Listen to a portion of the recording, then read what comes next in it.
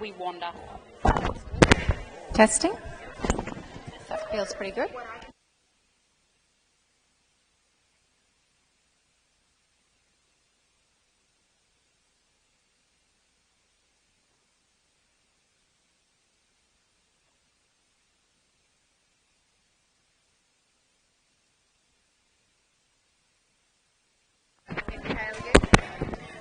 Testing, testing, testing. Yep.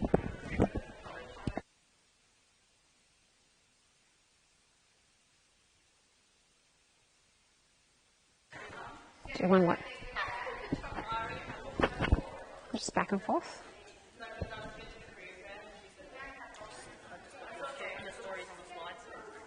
Okay, yeah, cool. We're into that. All right, thank you very much, everybody, for joining us this afternoon. As we were saying earlier, and hello to our external students as well. I'm currently studying externally, so I'm really great for you to join us as well. Thank you very much. We know you've got a lot of assessment due, and it's pretty full on at the moment, so it's wonderful to have you this afternoon. We're going to try and keep it pretty short and sweet. I know that your session goes from 5 till 7. We had planned to do a panel-style format with our other 2 ambassadors, though obviously this time of year, 2 of them are not very well. So what we're going to do is basically a standard presentation.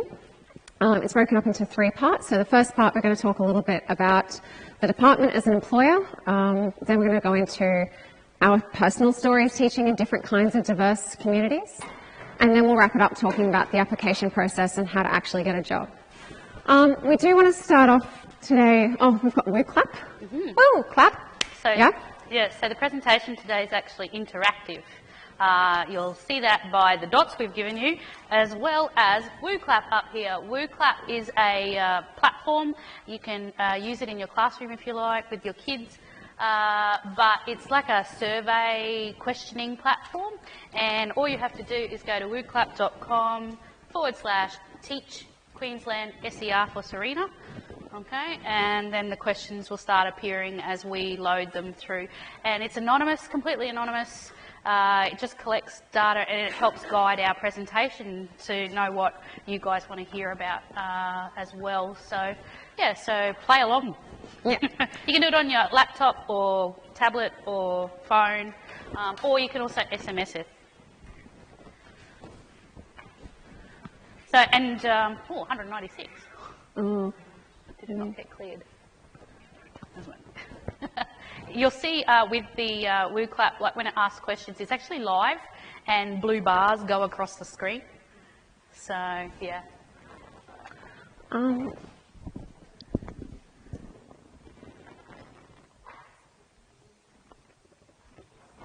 Okay, We'll see.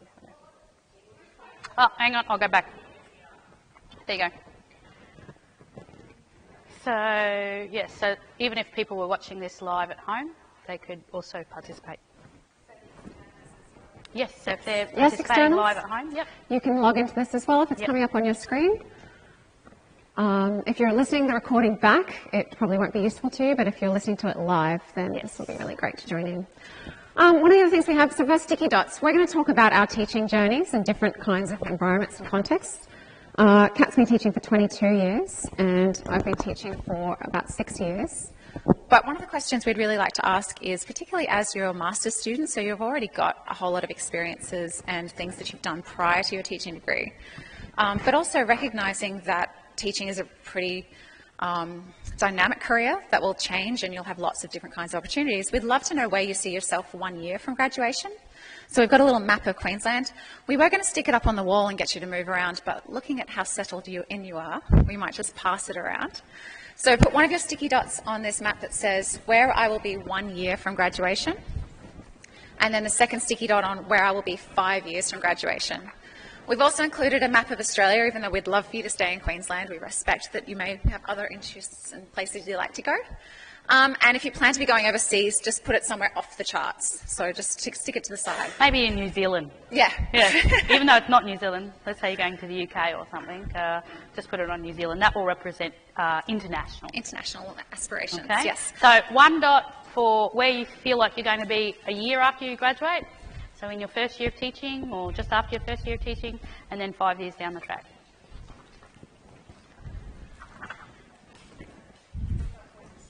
It says it on there, which one says one. It says 1 year and 5 years. That's all Good right. question. While we're doing that, I'd love to get a bit of an indication. I know you all know each other really well. I did a postgraduate diploma, so I was also a change of career teacher. I did my undergraduate degree in science. We'll talk a little bit more about this in our presentation, but I'd love to know what your undergraduate degree is in too, because I think that gives you a really diverse range of experiences. Does anyone want to volunteer and tell me what they did? Yes? Yeah, awesome. That was cool. Good. Film? Cool. My mum's a film teacher. Anyone else? Arts and English? Awesome. Are you studying to be an English teacher? No? It's interesting. I went from my science degree into primary teaching, and, you know, a lot of the time you make that assumption, but the experiences you have from your undergrad bring so much depth to what you can do within a classroom as well. Yeah. Yeah, brilliant. Awesome. Again, what's your major, primary, secondary? Secondary, I knew that. To be an arts teacher? Cool. Nice. Yep. Yeah, which will be great because you can thread that through everything you're doing in the classroom. Whereas I did it the other way around. I did a teaching degree and my major was visual arts. Yeah. Yeah. All right, so we've got a whole lot of different kinds of things. Passing that around. Yeah, it's going okay. Cool. We might kick off. So we'll start with an acknowledgement of country. I personally would like to acknowledge the traditional owners on which we meet today, the Turrbal and Yagara people, for they hold the hopes, traditions and culture of Indigenous Australia. But we also have some friends to help us out with this too.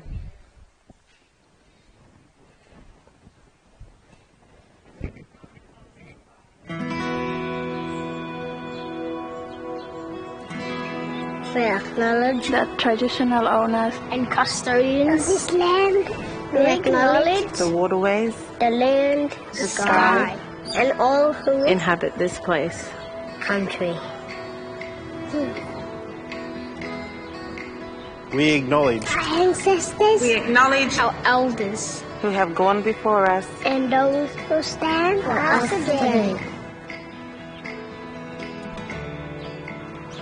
We acknowledge our past And stand here for our future country.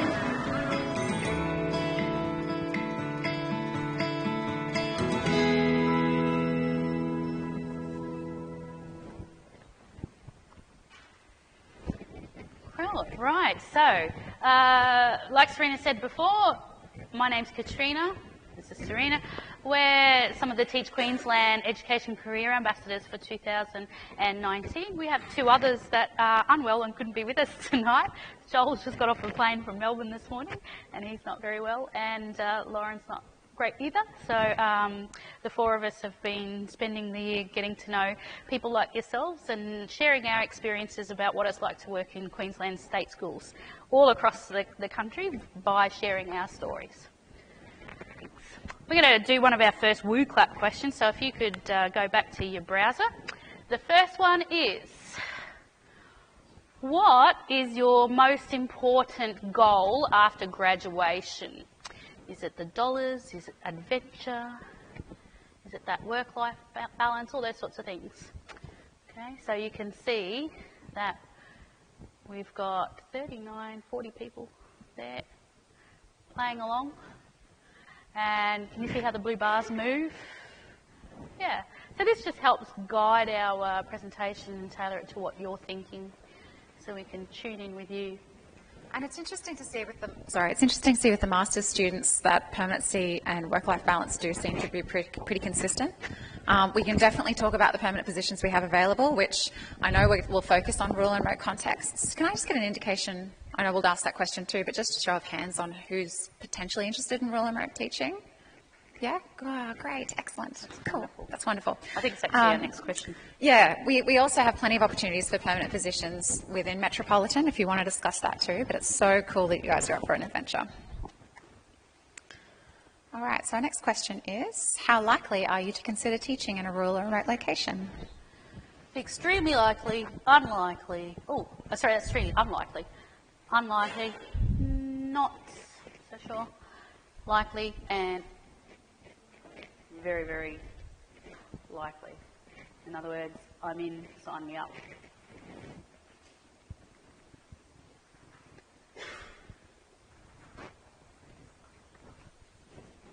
Okay, next one. I think there's a third question before we move forward. Oh, it's not loading.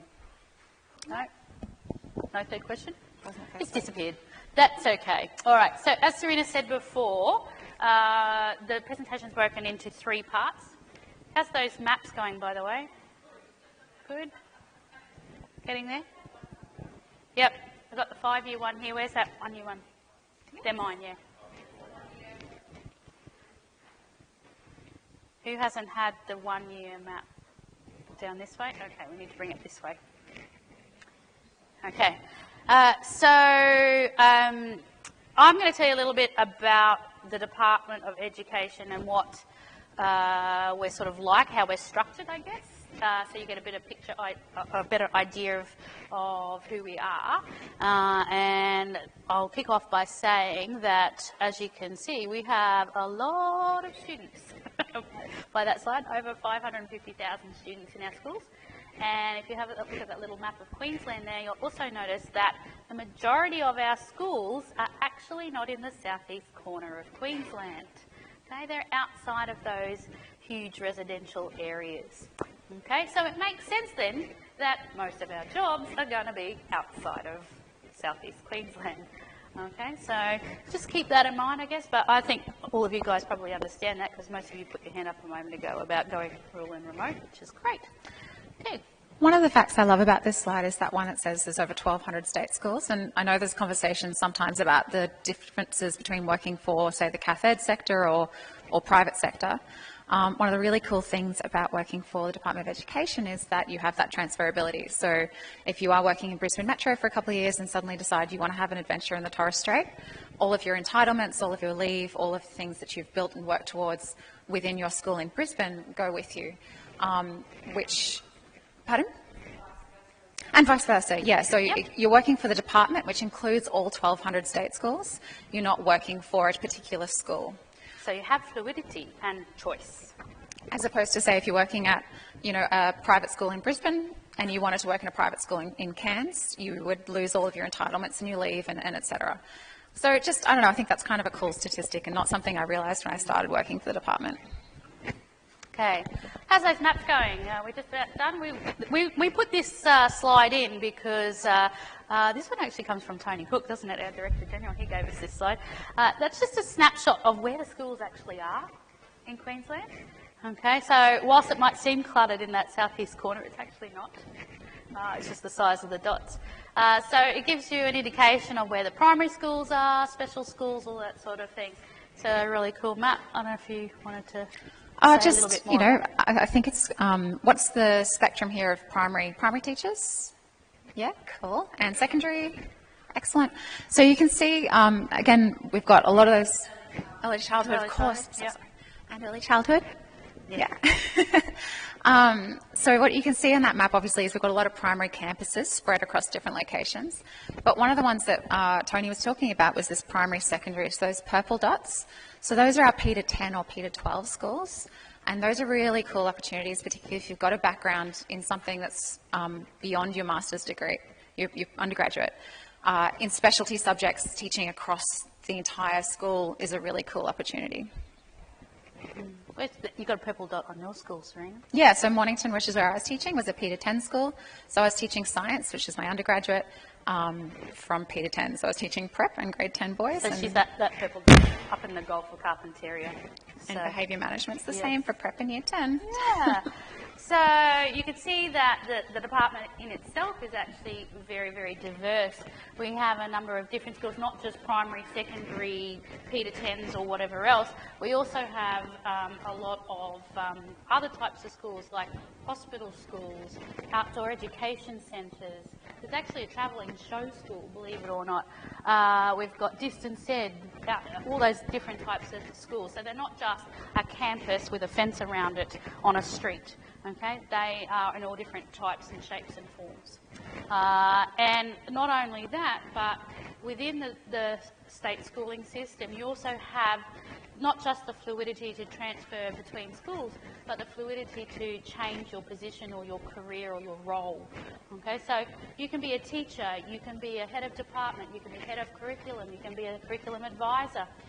You can do a job like we're doing this year, principal, deputy principal, all those sorts of things. So there's a number of roles you can also do within the department, and that's a little bit more around your job rather than your location as well. So, yeah. If you've got any questions at any point too, feel free to jump in. Normally we leave questions at the end, but I think it'd be great to have kind of interactive. Yeah, we've got a mic as well. So the people playing along at home can also hear the questions. And you'll hear a little bit more about that career diversity in my story. I've had quite a few different roles within the department in my nearly 23 years now.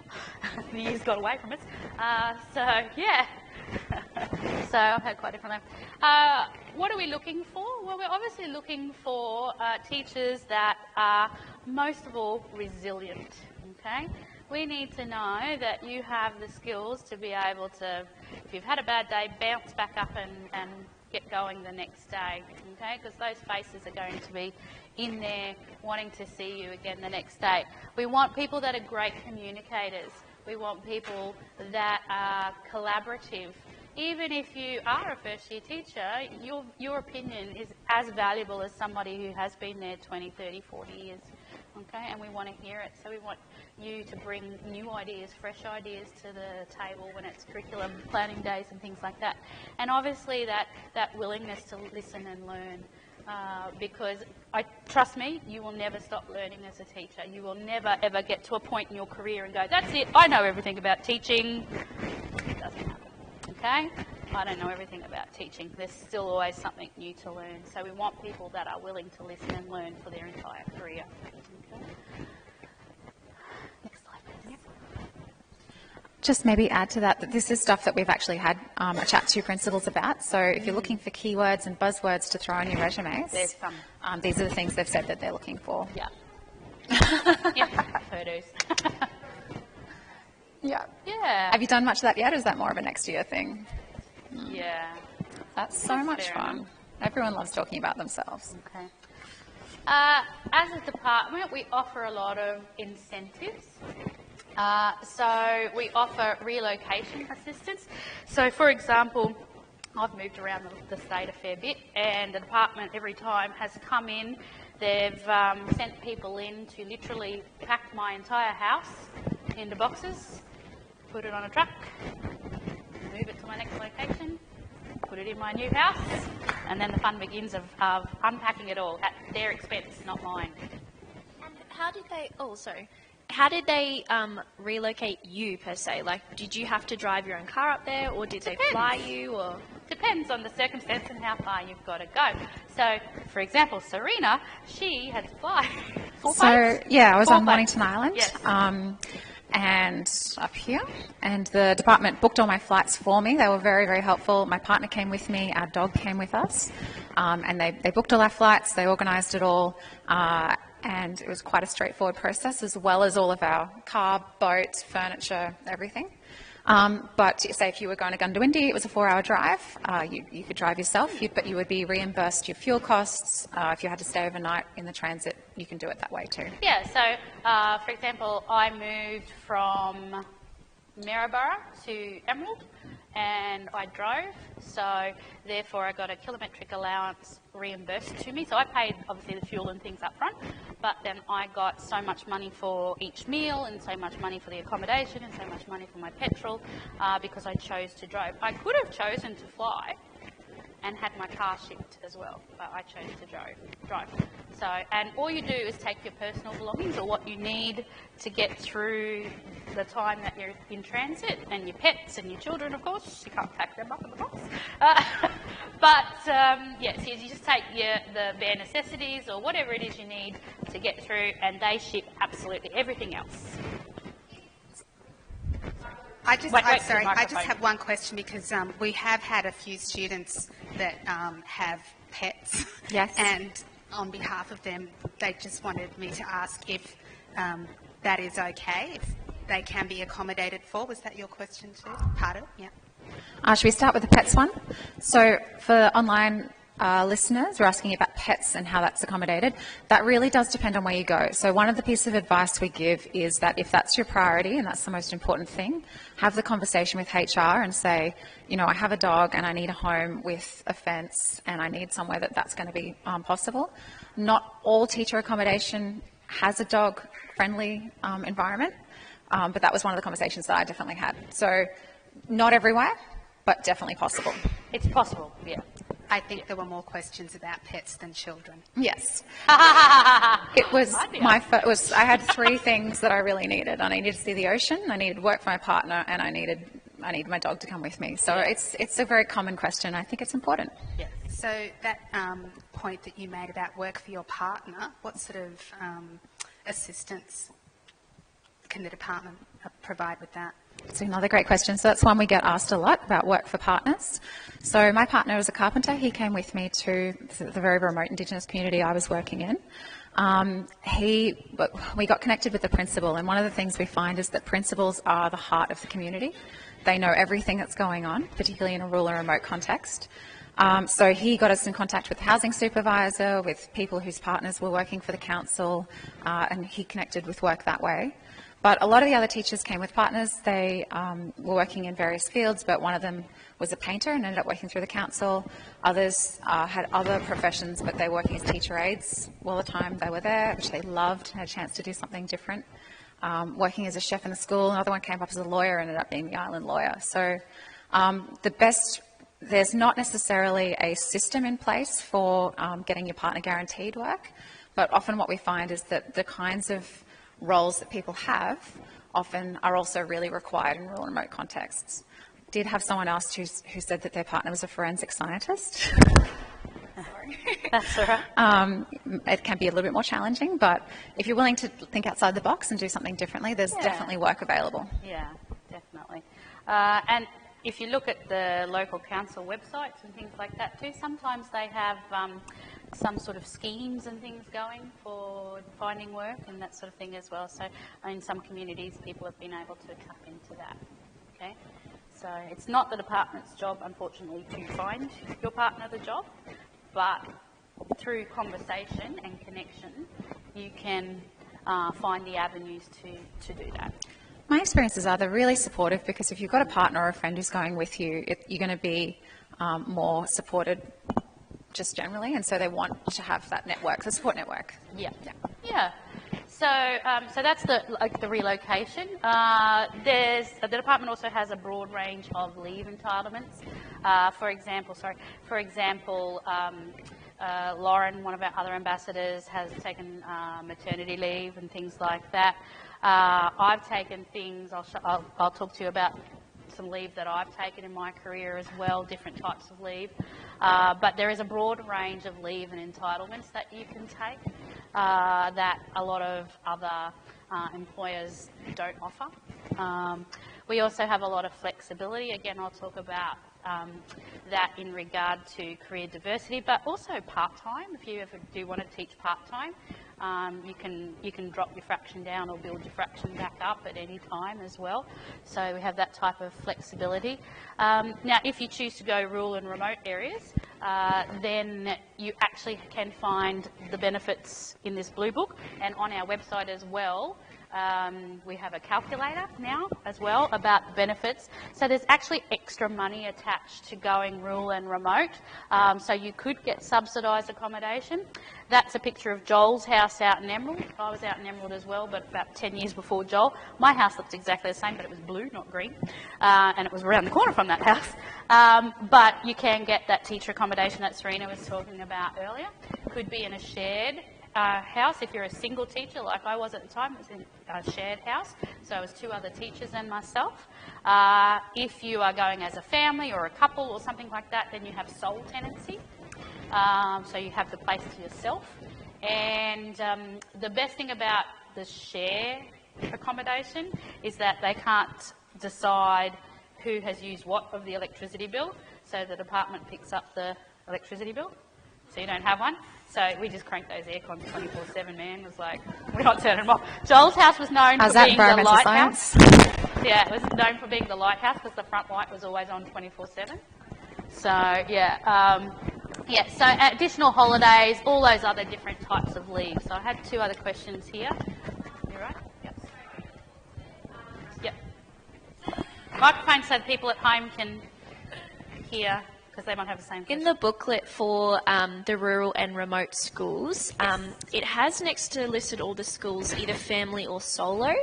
I know in the first pages with all these extra benefits that you might get, they said take the family or go solo, but then next to the schools it's listed either family or solo incentives that you get. So I'm just wondering what constitutes family. Like if you're married, is that then family and not solo? Or do you have to have kids for it to be considered family? So that column is indicative based on a standard family arrangement, which I don't love. I think we should get rid of that column.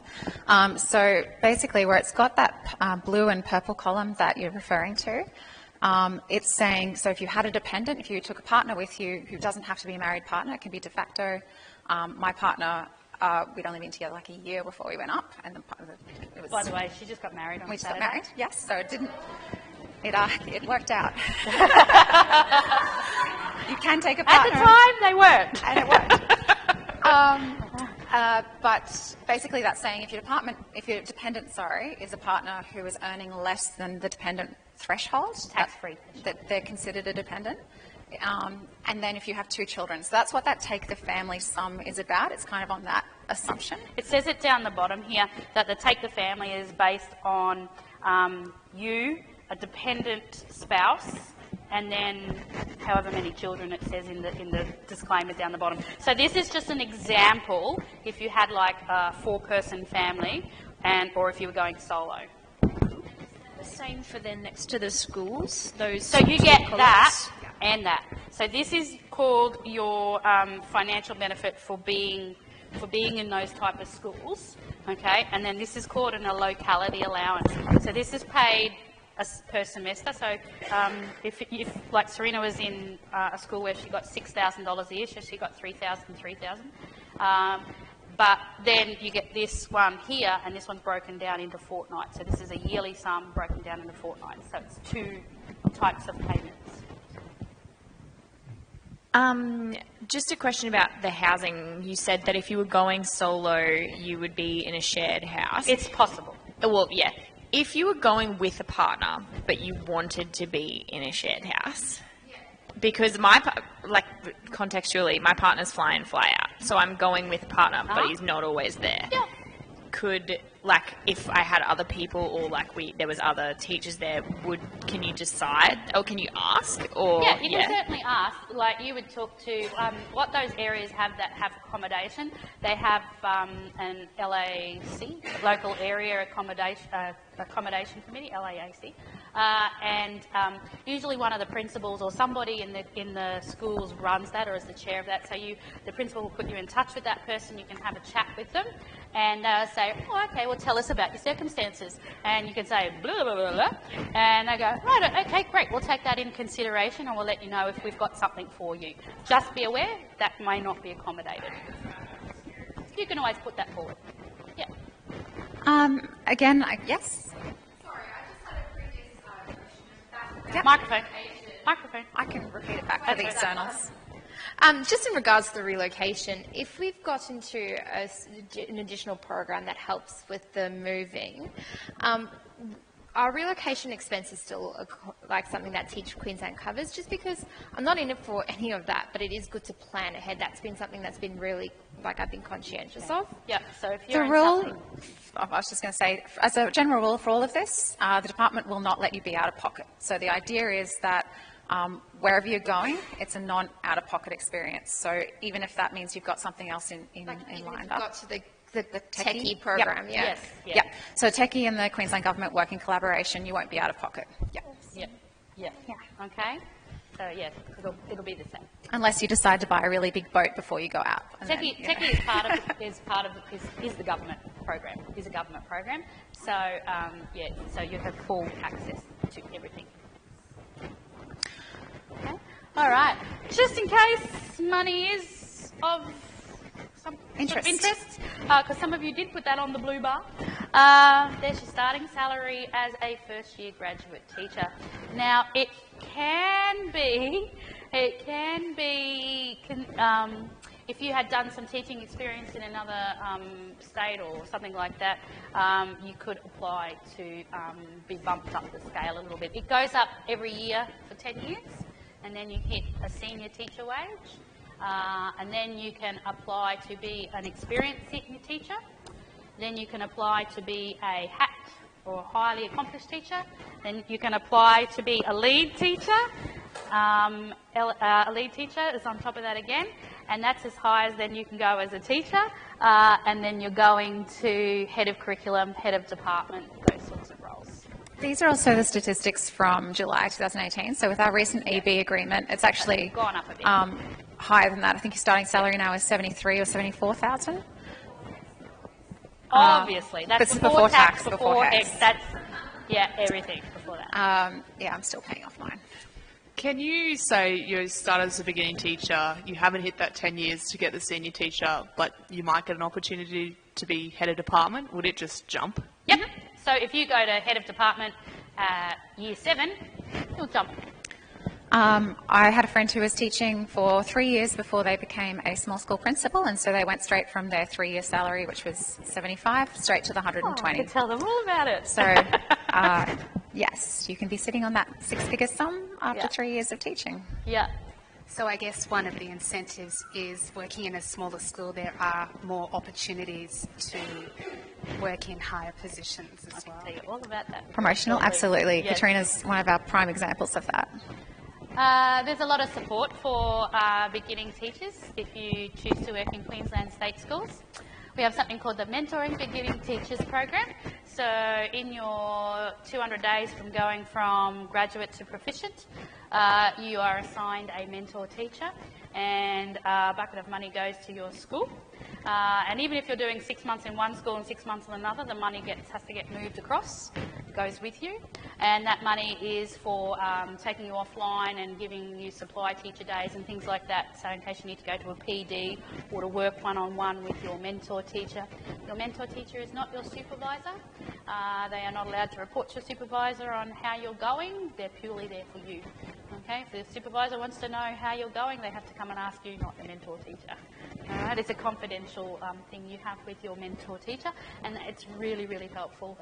It's really a big support, huge support. Very, very good program. Beginning Teacher Positive Start Check-In, that's a phone call about October-ish. You'll get an email and it'll say, hey, how about we check in with you and see how you're going?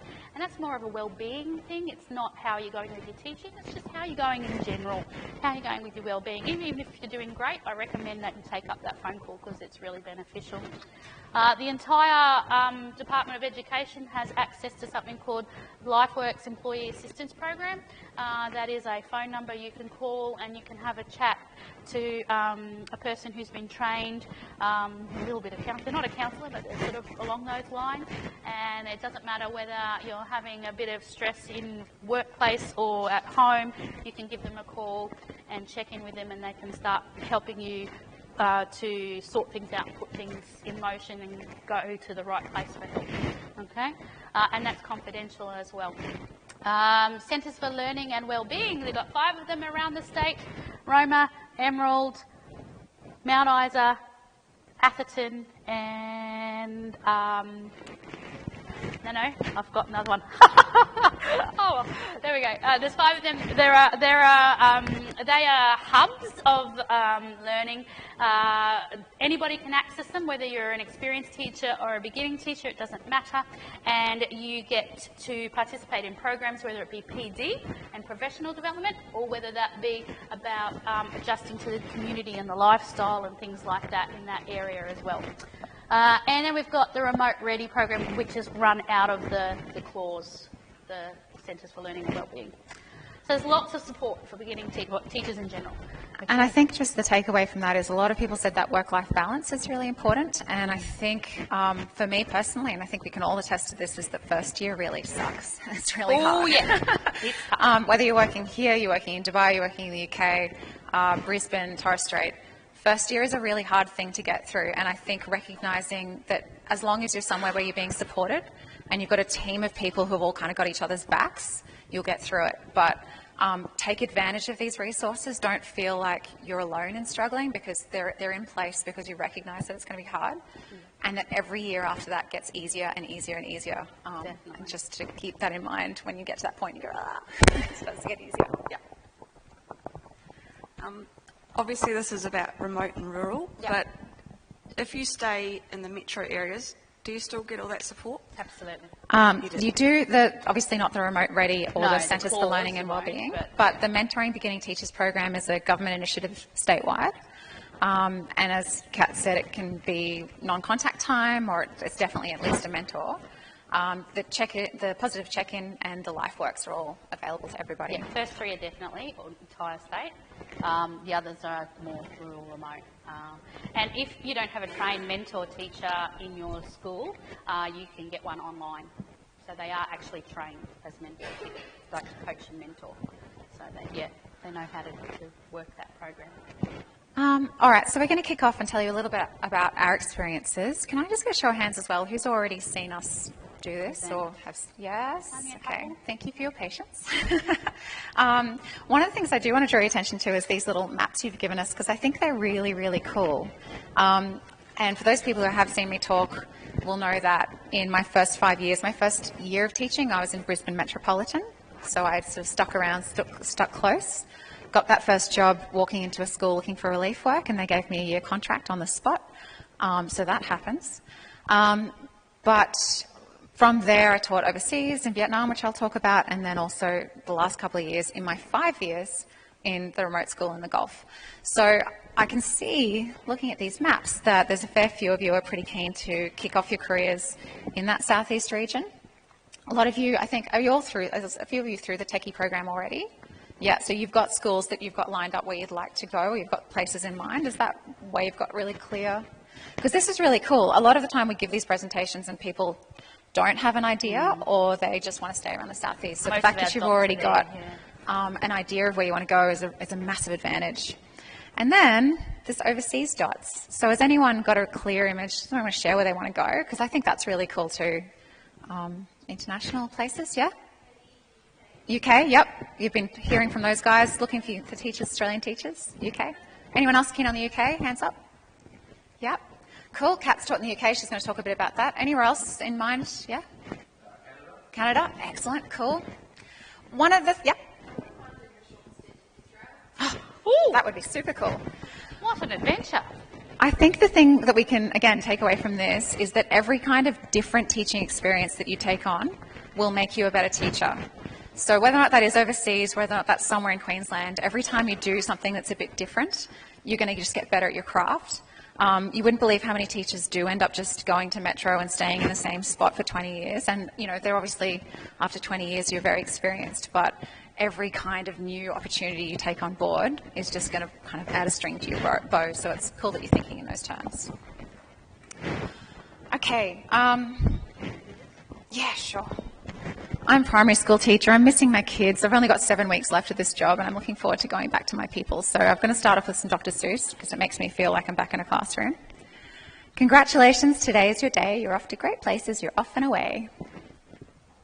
You have brains in your head, and you have feet in your shoes, and you can steer yourself any direction you choose. And things may happen, and quite often do, to people as brainy and footsy as you. There's Serena's feet.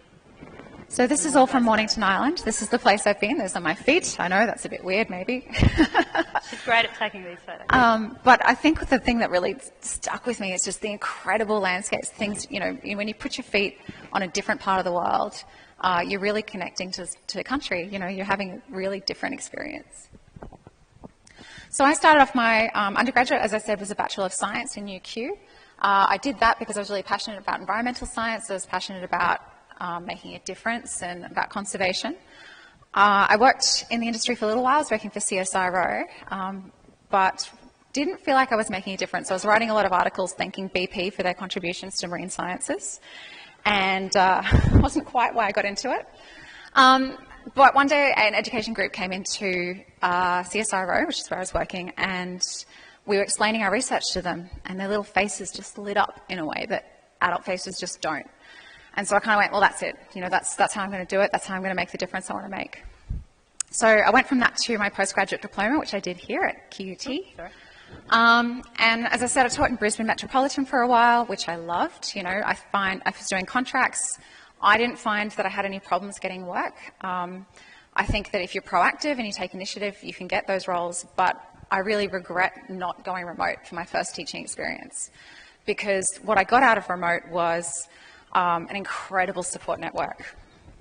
So I felt like after teaching in Brisbane for a little while, I had itchy feet, and I wanted that experience that you guys kind of pointed out on your maps, that you want to go overseas, you want to try something new and eat delicious things. And so I ended up in Vietnam.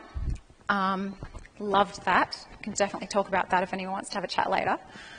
But before I did that, I went to this Teach Queensland Career Fair, which a few of you guys have been to. Met this principal. Year, right? Yeah, definitely. Such a great thing. Met this principal I really connected with. That's one of the advantages of going to those career fairs, is that you talk to principals directly. He sold this idea of a family, of this collaborative team of people working together for a common purpose, and I went, I'm hooked, I'm sold. So I went up to Mornington Island. As Kat said, it's 4 planes, so it's quite a journey. So the career fair was this year, so make sure you go to the career fairs next year. The rural remote one will be in May, and the general one will be in September. So we'll probably be there again, perhaps, for the day, and we'd love to see you there. With your fresh batch of ambassadors and fresh batch of stories. New ambassadors next year. Obviously, before I went, I had a whole bunch of questions. I was terrified, as I'm sure plenty of you are. Excited, but terrified. My whole life was in Brisbane. I'm very much a city person. I grew up here. I wanted to know those questions that we talked about earlier about taking my partner and the dog and my favourite comfy chair. And I had all of these, oh gosh, I breathe very heavily. That's all right. I had all these questions about school resources too. I had this misconception in my head about, you know, well, if I'm going to go off to the school in the middle of nowhere, you know, I went to Lifeline Book Fest and I bought like 6 boxes of books with me because I thought, oh, well, I'll take it all up. Turns out there was touch boards in every classroom. We had an incredibly well-resourced library. I had more science resources than I could poke a stick at. It was not something I needed to be worried about. So if it is something you're interested in and you're thinking about going to a certain place, it's a good idea to talk to the teachers at school, find out what's there, and you might be surprised. Healthcare, a lot of the time we get people say, oh, I'd love to be able to go rural and remote, but I can't because I have X health issue. We had a hospital 500 metres from my house. It was a pretty well-resourced hospital. That's my now husband, losing a battle with a fish and an oyster rock. So they were really great in helping him out instantly. I had the opportunity to combine my love of science with the power of education. So as I said, my undergraduate was in science. I did my postgrad in primary. I didn't plan to be a science teacher, but going remote, the principal there said, what are you passionate about? Let's make it happen. So I got to teach science from prep all the way through to grade 10. That was all I did. It was a phenomenal experience.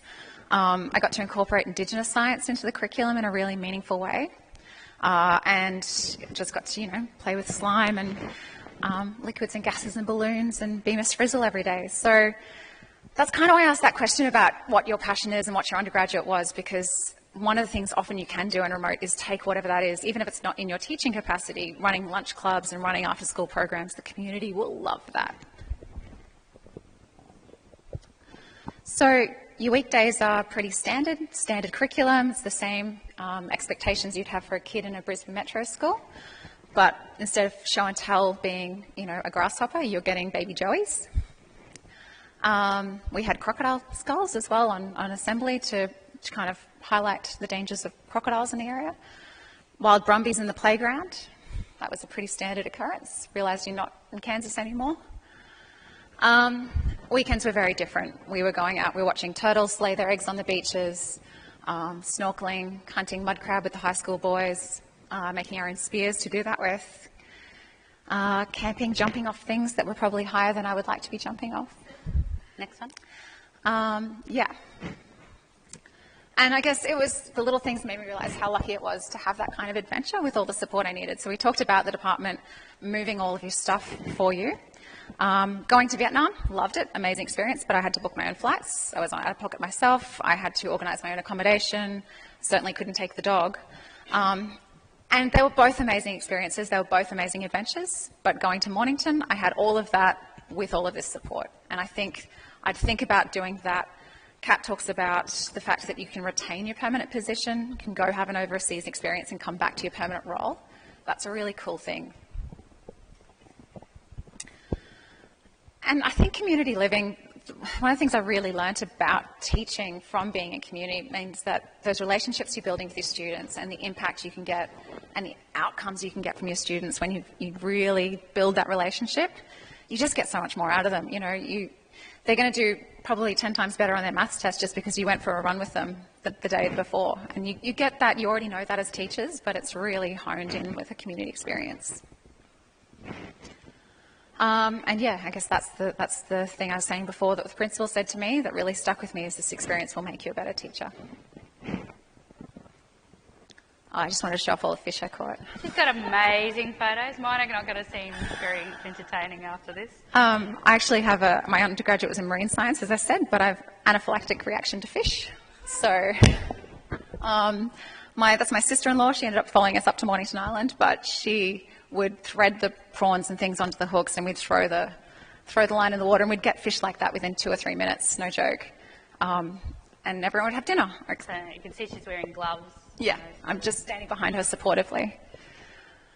So the places you'll go, you'll be seeing great sights. You'll join the high flyers who soar at high heights. And will you succeed? Yes, you will indeed. 98.75% guaranteed. And I had to throw that in, even though I don't think my boss loves the 98.75%. She said, no, it's 100% She's 100%, you're going to guarantee it. But, you know, it's hard, and we can talk about the challenges, and if you've got questions about those challenges, I'm very keen to discuss them. But it's going to be really difficult, but I think that any challenge that you undertake makes you stronger, makes you better, and recognising that just because something's hard doesn't mean it's not worthwhile doing. So if you've got questions, we can talk about them later.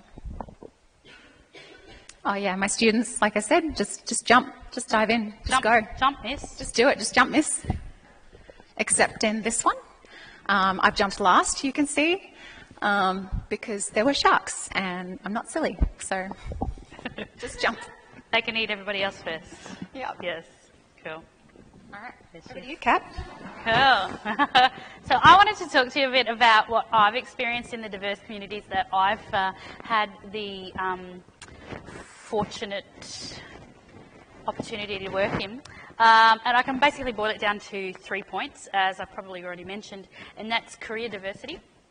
And by that, I mean the types of roles that I've had in my career, the career flexibility and the types of leave and the flexibility I've had within my career to look after my personal self or my whole self, not just my professional self, and my lifestyle, the lifestyle that it's allowed me to have.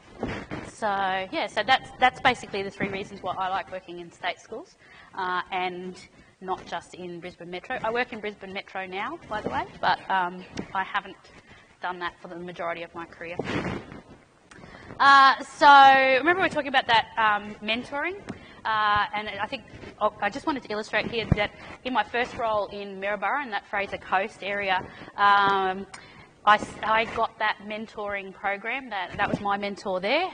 We taught a double grade 5 class together, and just because you're in whatever part of Queensland does not mean you don't get access to those particular support programs. In fact, you probably get more than you would in the southeast corner.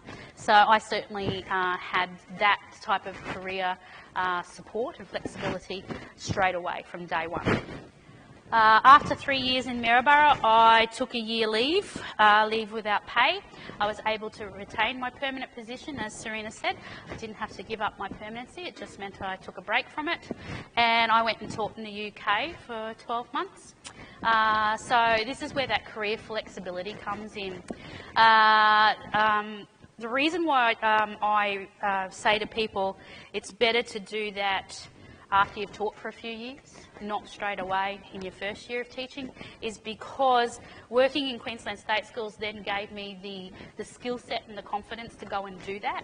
I don't think I would have had that, not just the opportunity to take a year leave and still have a permanent job, but I don't think I would have had the skill set and the confidence to confidently go and do that over in the UK, I still would have been trying to find my feet in teaching in a curriculum system that I hadn't been trained in. Totally different country, and culture shock on top of that, as you would experience teaching or living in a different country. So that's why I always say it's really great to get some years of experience under your belt first before you go and do that. So that was my 4th year of teaching. Other types of leave I've been able to access. Remember I was talking about how Lauren accessed maternity leave and things like that. I've been in the SES for 15 years, and whenever we get deployed and things like that, I can take something called emergency services leave. So that's built in. That means I get leave on full pay to go and help communities that are obviously suffering from natural disasters. So that's a photo of me wielding a chainsaw in New South Wales in 2007 in the Queen's birthday weekend floods in June of that year. So I got to do that. Another type of leave you get to do is long service leave, obviously. After you've had a career as long as mine, I've taken a few stints of long service leave, and one of those leaves, long service leaves, I went and taught in a school in Africa. My school here in Brisbane has a sister school over in Africa, and I was able to check off that bucket list item of going and teaching in a African school in Zimbabwe. So that's me teaching there. That middle photo, you can see I'm actually teaching reading, and I'm teaching science. Who's ever done that or seen that Science Mentos? Yeah, that's the one I just did there in that photo. So I also had to teach, and if you want to, I can talk about this later on, I also had to teach a lesson on the difference between a white rhino and a black rhino. Lucky I only just found that out the day before when I was on a safari for the day. It was just pure coincidence, but yeah, I had to teach that, and I taught it to my little niece the other day when we were at Australia Zoo, actually. So yeah, and another type of leave that I've taken is 6 years ago I had cancer.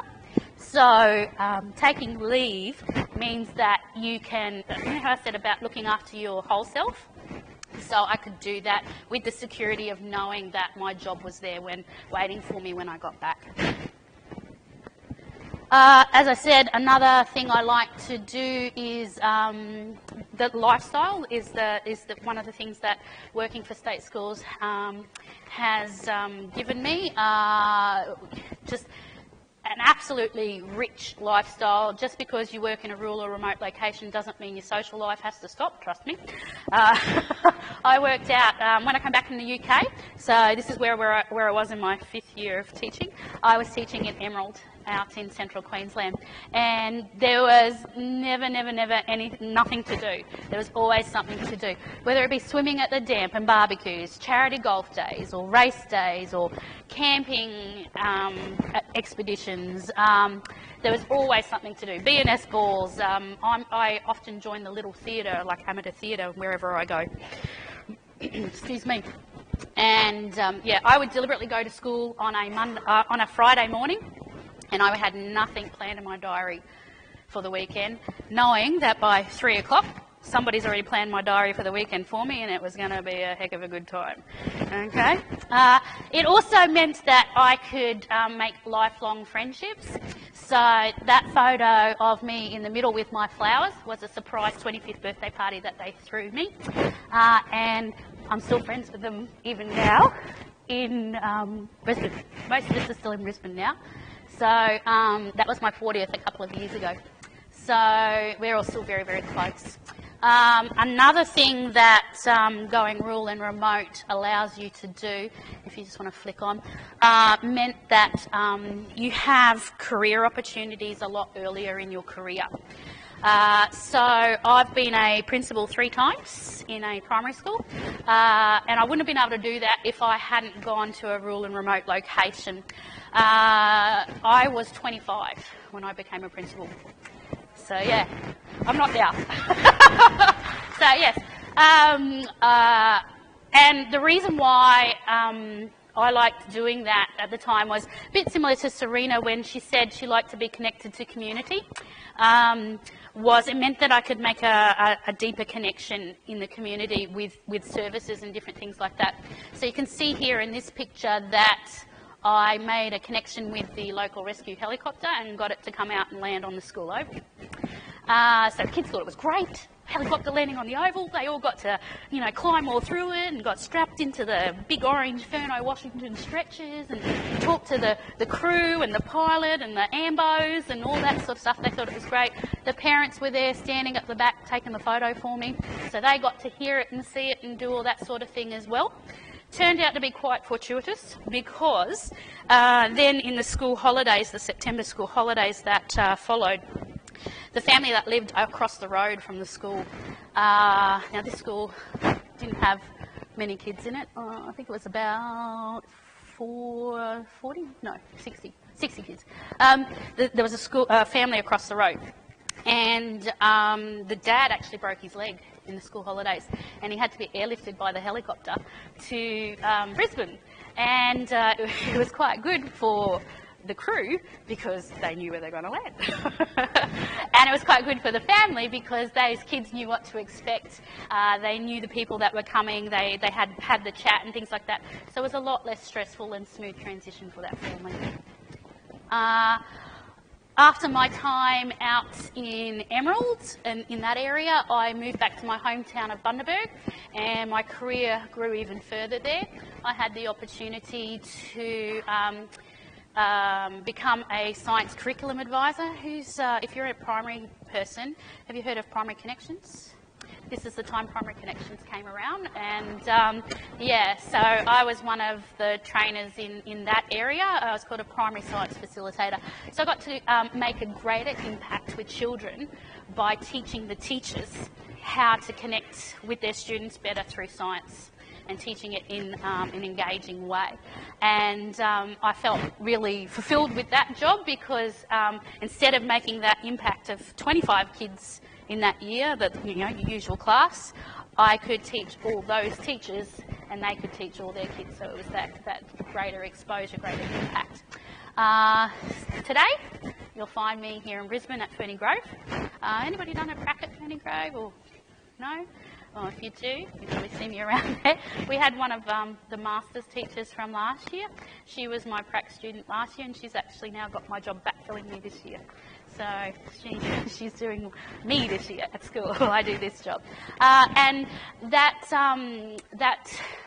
just because you're in a Brisbane school doesn't mean you don't get diversity or you don't get really unique communities, because there are some out there, and I still get all of those things even working in Brisbane, but I probably wouldn't have had, again like in the UK, I probably wouldn't have had the skill set and the confidence to take those on if it hadn't been for all the experiences I'd had out in rural and remote locations. So yeah, so Serena is going to tell you a little bit more now for next year, or beginning of next year, what you need to start doing to get a job. Well, I'm also just a little conscious of you listening to our voices for the last hour. So can I just get a show of hands who would appreciate a 5-minute brain break? And who would like us just to keep kicking on? We've probably got 20 minutes left, maybe 15. Yep, kick on. All right. Yep, cool. Okay. All right. I'm not treating you like 8-year-olds, I promise. Yes, question. You've had your sugar. Okay, that's good. I'm aware that when you go rural and remote, you have like a pointing system. Yep. So when you considered coming back to the metropolitan area, were you worried about not having jobs, like opportunities in the metropolitan area? Because I know it's like a waiting list system. Were you concerned? Because I just recently heard a bizarre story. So my friend's friend, don't know her, went rural, but and then really struggled to find opportunities coming back here. So I just wanted to ask. Yeah. Is she? It's a great question. State system? Yeah. Yeah. Okay. Great question. So the question, for those who may not have heard it, was about the transfer system, the points allocation system, and going rural and remote and then transferring back to a school within metropolitan or the southeast region. To be honest, it's an incredibly complex process. You will have heard a whole range of different stories. We can talk a little bit more about individual circumstances and what that looks like. What we find is that areas like, say, if you want to transfer back to somewhere like the Sunshine Coast, which is a very high demand area. We've got teachers, as we said, 42,000 teachers across the state. Yep. They're all transferring, and if there's a certain number of positions available, you might have a certain school that you want to go to. If the position doesn't come up that year for that school, then obviously they can't create children for you. So that can be quite challenging. I'm currently going through that transfer process because I've come from Mornington Island, so each school is allocated a certain number of points. Basically, a 7A school, which is the most remote, is 11 points per year. A Brisbane Metropolitan School is 1 point per year. So after working in Mornington for 2 years, I had 22 points, and after working at Ferny Grove for 2 years, you might have 2 points. The way that works then is if a position comes up at Brisbane State High, and myself and someone who'd been going for that position both go for it, me with 22 points is more likely to get that position than the person with the 2 points. So that's kind of as long as you've got the right skill set. Yeah, within, you know, if we're both primary school teachers going for the same role. Yeah. Yes. But, for example, if let's say the principal prefers this particular staff who hasn't been to the rural area, this is another question, by the way. So if let's say you're a fresh grad, you go into a school, you work for like 3 years, and suddenly the teaching system tells you, oh, would you like to go rural or remote? If let's say the student requests not to go, can you request to stay? Like, can you request a principal to write a letter to stay, or you can't do that? You have to go remote if the government tells you to. Forced transfers are no longer done. You don't have to go anywhere that you don't want to go. There's no such thing as a forced transfer, but there is, if the position you've been on is a temporary contract and somebody is coming in from another location, like Bamaga or somewhere, and they're permanent, your position will be given to the person who is a permanent employee over the temporary contract. So that's kind of how that sort of stuff works. Yeah, so point system only works for permanent teachers. You could still accrue those points while you're in a temporary position, so that when you go, if you then get a permanent job, you can keep those points and it's recognised.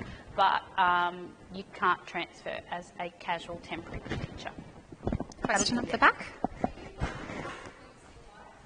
No. So there's two elements to the point system. So the question was about, do you keep those points for life? So if I had been in Mornington Island, you've got the 22 points. If I then transferred to Ferny Grove, let's say that was her first choice. That's my first choice. I get my first choice. I reset back, so I lose those points. So she goes back to However, if you go to an AMP community, which is a dry community like Mornington, so we didn't have a pub, they recognise and value that by keeping your points. So you get to keep your points after taking your first preference. So you get another shot at it. I'll give you another example. In Maryborough, it was a 2-point school when I was in Maryborough, so I got 6 points from working in Maryborough. Took a year off. You don't accrue points for the year that you take off. Then I asked for a transfer out to Emerald. Emerald is a 4-point school. Because it's a higher point school, I got to keep my 6 points. Okay, even though I got my first preference, I got to keep my 6 points. So I went out there with my 6 points. I did yay many years out there, and then I think I had about 18 or so points, and I asked for my transfer back to Bundaberg. Bundaberg was my first choice. I lost them. I went back to 0. I had to then, over the next 9 years, build up my points again to be able to transfer back to Brisbane, or into Brisbane. HR is a very complicated process. HR are really good at answering your questions. If you've got a certain end goal in mind, you've got a school or a location that you'd like to go to, then have that conversation and work out where you need to go or what that would look like. But if I didn't actually know about the point system before I went to Mornington, and I wasn't interested. I didn't have an end goal. I just wanted the adventure. So, yeah, just ask the questions if that's something you're interested in. Yeah, whereas me, I guess my end goal was always Brisbane. I always knew I wanted to live in Brisbane, but I also knew that I had the world to conquer first. Well, that's exactly what I'd written in, like, the questions that I could leave on that woo clap thing. I just asked, like, genuinely, there is a big misconception that if you go, it's really hard to come back. And I want to go because I want to give back. Like, I'm not Yep. in it for anything. I'd be leaving my partner. He cannot come back, cannot come with me. And his family grew up rural and he doesn't want to go back. So I long-term want to be back in Brisbane, but I want to give back. Realistically, can you come back? Like, if the position is there and you fill those requirements, then it is possible. Just depends on where you want to go. If you've depends on the situation at the time. And where you'd like to go. You know, if you've got your heart set on Ferny Grove State School as that school, or, you know, within a certain location, when you're transferring back, particularly if you have more than, I think it's 20 points and you're part of this guaranteed transfer system, they have to locate you within 50 minutes of your home address. Yeah. So that's any transfer, I think. Okay, yeah. Any transfer has to be within 50 minutes of your home address. There's a guaranteed system which means you get your first preference. Yeah. So, and with transferring, you can't specify schools. You can only specify areas, okay? So, or parts of regions. So for me, I indicated I wanted Metro North, and I got Metro North. Yep. I happened to get the school I wanted, but yeah. I think you just answered my question. But so I'm looking at going remote, rural, whatever. But I've got a specific area / school I would be interested in purely because my partner's fly in, fly out, so it would be to work around his work. Can I select that, or can I? A school? No. To go remote? Yes. Oh. It's just that a remote location. Yes. To go. Yeah. A town. You would be having a conversation with the HR teams. You're not just putting in a form and leaving it to the gods. Okay. You are having a conversation with people as well, and they will be noting all those things down. And there's usually a comment box, isn't there, Serena? I think you feel yours when you wrote yours. And I always say to people, just because you can't say specific schools or towns or whatever in the actual form, do not leave that comment box empty. Say what you want, because you're not going to get what you want if you don't say it. So you can be more specific if you're moving rural. Yeah. But obviously to come back to Brisbane, you just have to pick. It's amazing how supportive they are of getting you the right school in a rural remote location. For me, moving to Brisbane, I wanted, like, I could only tick that I wanted Metro North. Yep. But in that comments box, I said I want to live in this particular corridor because I intend to live in or work in this particular corridor. Excuse me, because I want to live in that particular suburb, and that's within that, driving distance. Happy to work in that area. And if I could pick my schools, then Ferny Grove would be number 1, this would be number 2, this would be number 3. So give them as much information. Yeah, exactly. Give them the snapshot. The more they've got to work with, We might the just more wrap they'll up the try. questions just for now. Yeah. We'll go through this stuff so that people who do have things that need to go to. Yeah. But we'll be here for a while. Yeah, so we can stick around and have individual conversations about what your particular circumstances look like. I'll just get through this stuff so that those people who've got dinner waiting for them can get to Families, that. So the most important thing to take away here is this website. So it's teach.qld.gov.au. All the information's on there. That employment, the calculator as well, the relocation expenses, all of the information we're talking about is on that website. The application, this is where you actually go to apply, is that website as well. Now, I know that you're probably a year or 6 months away from graduating, so one of the things we talk about is the most important, number 1 step is the QCT. Hands up if you've heard of the QCT. Yeah, good. All right, I don't really need to go through this then. You need to be registered to be able to work in a Queensland school. So the registration you get with the QCT is the same as the registration that a doctor would have to practice medicine or a psychologist to practice psychology. You are a professional and you need to be a registered professional. And you can't legally teach in any Queensland school unless you have that registration, whether it is CAFED, state schools, independent, doesn't matter.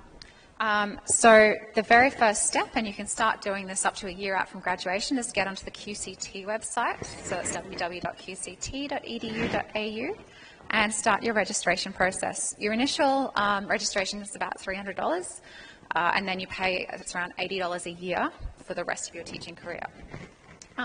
They do actually do really great work managing the standards and regulating the industry.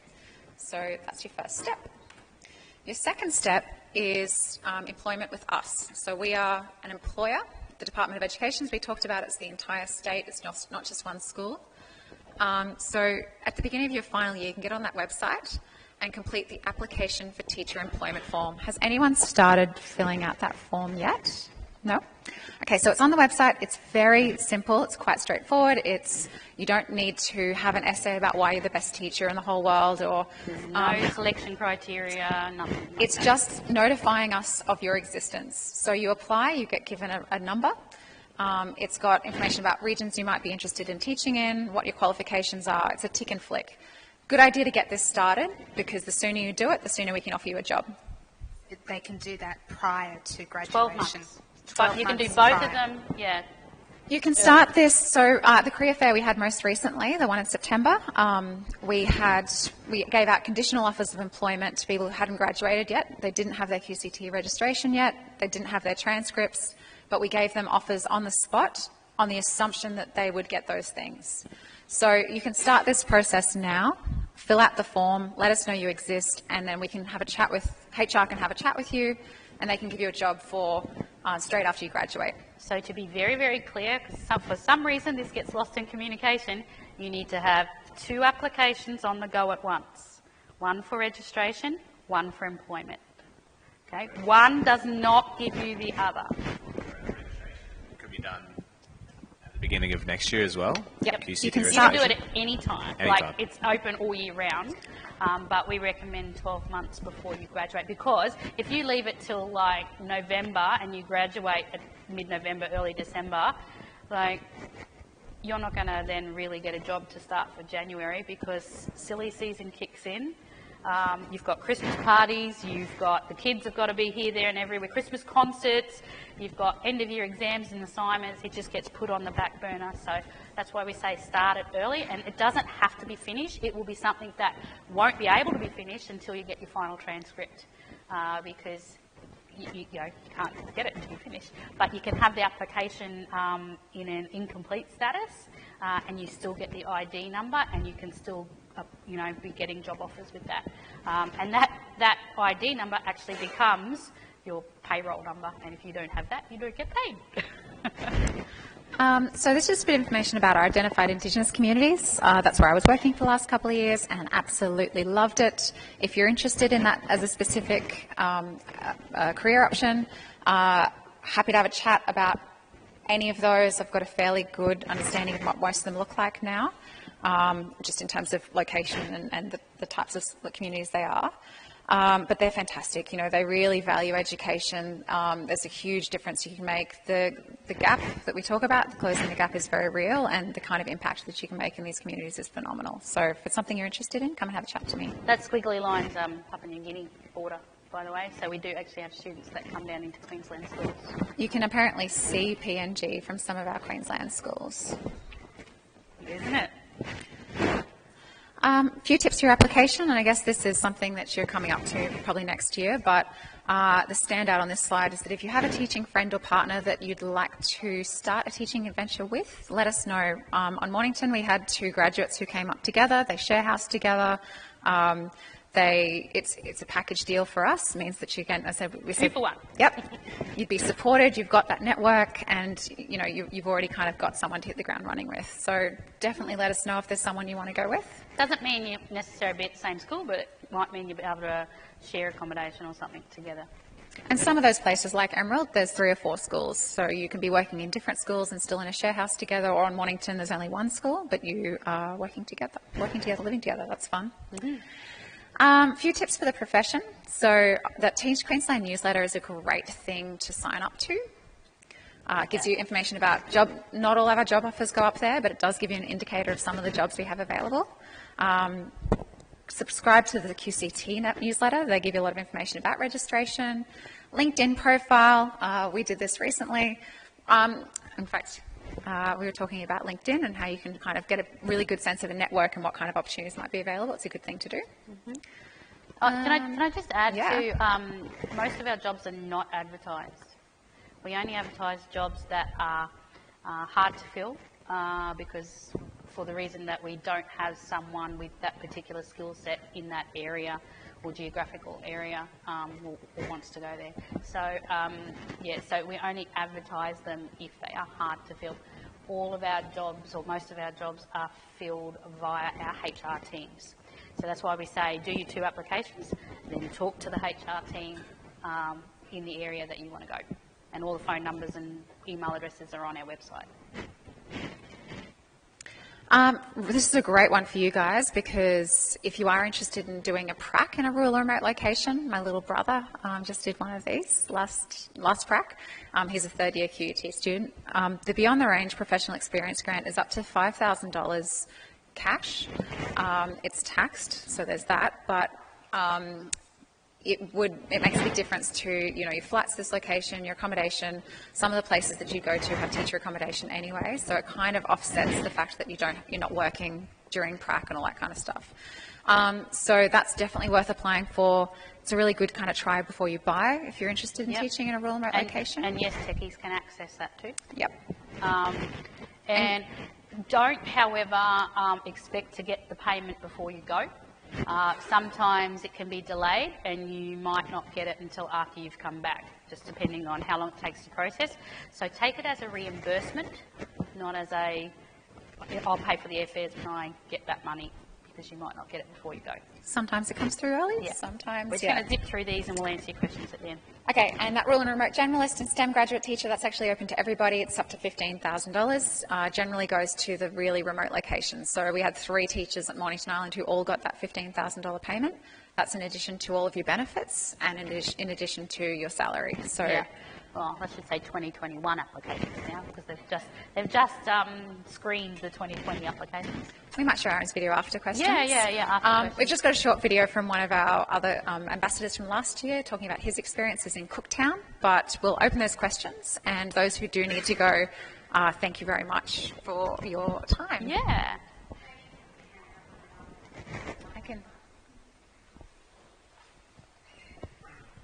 Are there remote and rural opportunities for the early childhood sector, or are they limited to primary and secondary?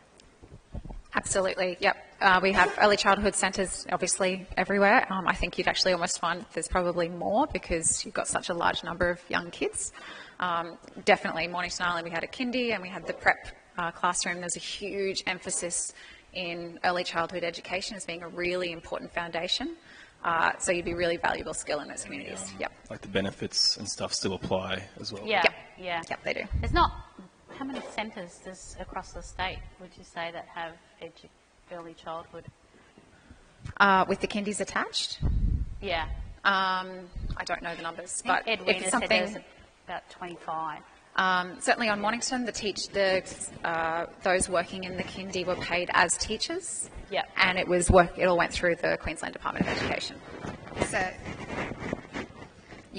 So remembering that early childhood is birth to year 3 as well. So those opportunities are definitely there. The same standards for your primary prep to 3 are very much valued and required, and particularly, definitely.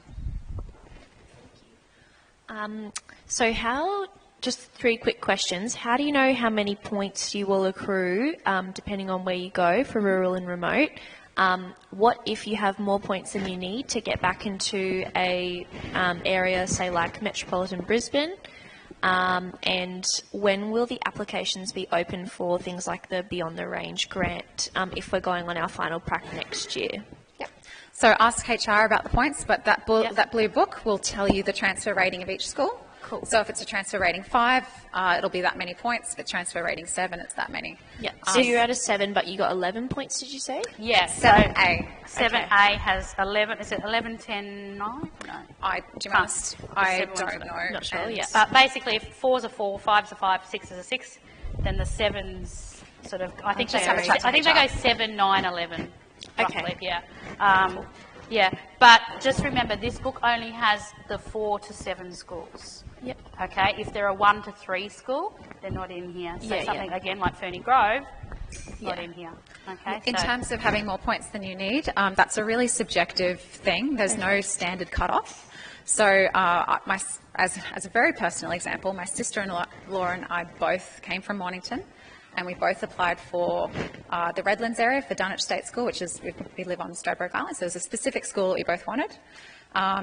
Normally that's a really hard to fill school because it's on an island, so, someone with 3 points would happily get in. but because she and I were both going for this position, she had 22.5 points, I had 22 points. There was one role, and she's gotten it. So it doesn't necessarily have anything to do with the amount of points you have, it just happens to be who's going for that role at that time. So if you wanted that role and you had 40 points, it's just supply and demand. Yeah. You'd still lose them all, though. Hey, Yeah, you it would is the standard. Yeah. okay. You only lose your points if you get your first preference, your first geographical preference. So for me, for example, if I would have got anywhere in Metro North, I would have lost my points. If I got Metro South, North Coast, Gold Coast, I would have kept my points. Oh, okay. Yeah. It's the points system, we can sort of talk a lot about individuals. It's a really good idea just to have a chat to HR because it is quite complicated. What was the last question? Sorry, just the last one. If we're going on our final prac next year to get the Beyond the Range grant, applications open soon or shut or check the website? They're shut for now, but they'll open early next year. Okay. Early next year, check the website and sign up for the newsletter and you'll get notified. We haven't been given a date. Over here, hold it down there. Or? There's a microphone. Sorry, when you get your first preference, you lose your points. Correct. So what does that supposed to mean for your teaching career in the future when it comes to the pointing system? So you have your Your first points preference. start again. So when I moved to Brisbane, lost my points, so I started on 0 points. I've had to build them up. So I've been in Brisbane now 6 years, so now I've got 6 points. It just means that if you were in Brisbane at Carina and you wanted to transfer to, I don't know, Somewhere Grove, within, that would be a complicated way of doing it. If you wanted to go, you could go remote again and then transfer back that way.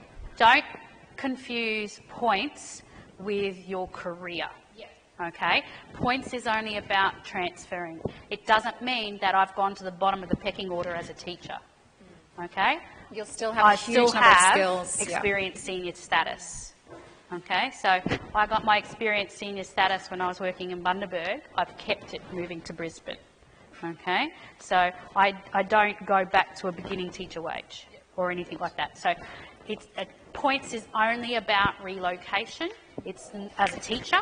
It's not about you as a teacher and your career. It doesn't impact on your registration, anything like that, nor does it impact on or have anything to do with becoming a principal or anything like that. So if you choose to become a principal, okay, your teaching transfer points are sort of stopped back there, frozen, okay, because all principalships and positions are awarded by merit. Okay, yeah, I wouldn't get too hung up on them. I wouldn't think that it's a good way to make decisions. It's an irrelevant thing. They've even been talking about, what that even looks like, the point system going forward and whether or not they're going to keep it. So it's not a huge thing to focus on, but if you have really specific goals, mention it when you're talking to HR. Yeah. I wouldn't get too hung up on what that looks like. No. It's probably the bottom of motivators, really. It's just an option to come back, I think. Yeah. For movement, yeah. I mean, and those kids out in those schools deserve teachers, quality education just as much as Brisbane kids. And, yeah.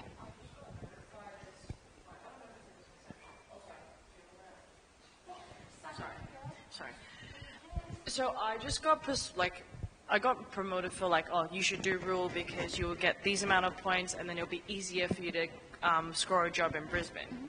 Mm-hmm. Is this if let's say you are a fresh grad, you want to stay in Brisbane for your first year, there's two options. So I just got persuaded that if you go rural, you have this pointing system, so you'll have a better chance of getting permanency back in the metropolitan area. So what is your opinion on this particular, not rumor, but depends on your aims, whether you want permanency straight away or you're happy to wait for it. Or you're happy to do other things to get the permanency. Is permanency a goal? Permanency might not be a goal. Permanency would be a goal for me personally. A driving factor? Not straight away. I don't need permanency straight away. I just want... If you want permanency, you're more likely to get it in rural and remote first or further in other regions, not southeast, not metro and not some parts of North Coast. Okay, we saw statistics last night, didn't we, about... Yeah, in terms of whether or not you start your teaching career in Brisbane Metropolitan or in a rural remote location, as someone who started my teaching career in Metro, and I did mention that I'd wish I'd I'd done it in a rural and remote location. I think the advantage of doing it there, so when I was in Metro, I was the only graduate teacher, and all the other teaching on the teaching staff were in their 40s, 50s, 60s, and it was just me as a graduate trying to kind of make my way through, and I felt like every day I was comparing myself to these teachers who'd been doing it for 20 or 30 years, and I felt like that was actually quite isolating. Whereas in a remote school, often you're one of 5, 6, 7 graduates. You're all working together, you're all kind of working it out together, you've got each other's backs, and there's this really strong sense of collegiality and support. And I found that even being in a 7A school, which is as remote as you can get, I felt way less isolated than I felt being the only grad in a Brisbane Metro school. And I think that is a better motivator for going to a rural and remote location early in your career than thinking about how do I get a certain number of points to get to a certain location. Because the reality also is that principals in Brisbane really value rural and remote experiences, knowing that it makes you a good teacher. Very, very much. And, you can have those conversations. My kind of hot tip off the record is to make those connections with principals and things if you've got somewhere you really want to go, and have those conversations through the transfer process, approach them directly, because they're going to value the experiences you've had. That's probably more the angle I'd go rather than thinking of the points system. Yeah. It's all about connection, networking. Yeah, education is a very small. Well, A lot of I'll give you an example. Remember I said out in Emerald I made lifelong friends, and then at my 40th birthday party a couple of years ago, they were all still there, and most of us are in Brisbane. 2 of us was teaching at Ferny Grove. You will all bump into each other so many times. You'll be at the same schools. It's a very that's right. small And you'll run into people 10 years down the track that are sitting in this room now that you haven't seen since you graduated. Yeah. We're really finding and encouraging students, especially our Masters of Education students that have so many life skills, to use those skills, make yourself known in schools, get to know the principals and put yourself out there, and that's a really good opportunity. And we already have had students in their first placement asking to come back and do volunteer work, and looking like positions are available. That's exactly how Kirsten got the job this year for me. Yeah. So she put herself out there. She put in the hard yards. She demonstrated her ability. And as soon as I got seconded into this job for the year, and they knew they had to backfill me for a year, they went, "What's your student doing next year?" And I went, "She hasn't got a job yet." She got it. Yeah, definitely. So many stories like that. That proactivity is going to do you well. It's not really a question, it's more a statement. Yeah, okay.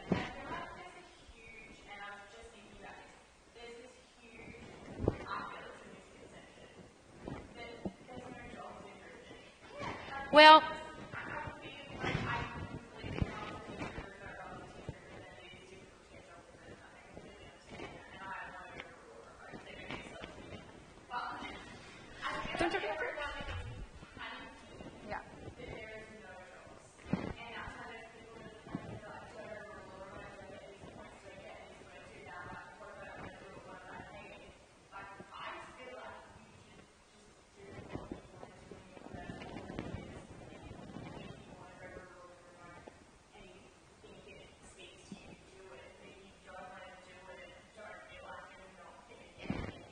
however, just remember that you are cutting yourself off from a lot of jobs. Yeah. No, and I agree with you too. Yeah.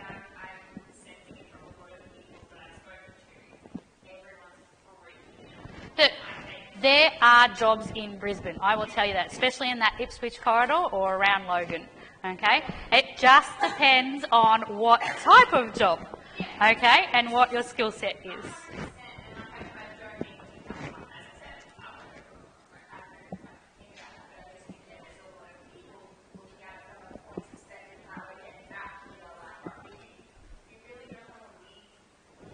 Yeah.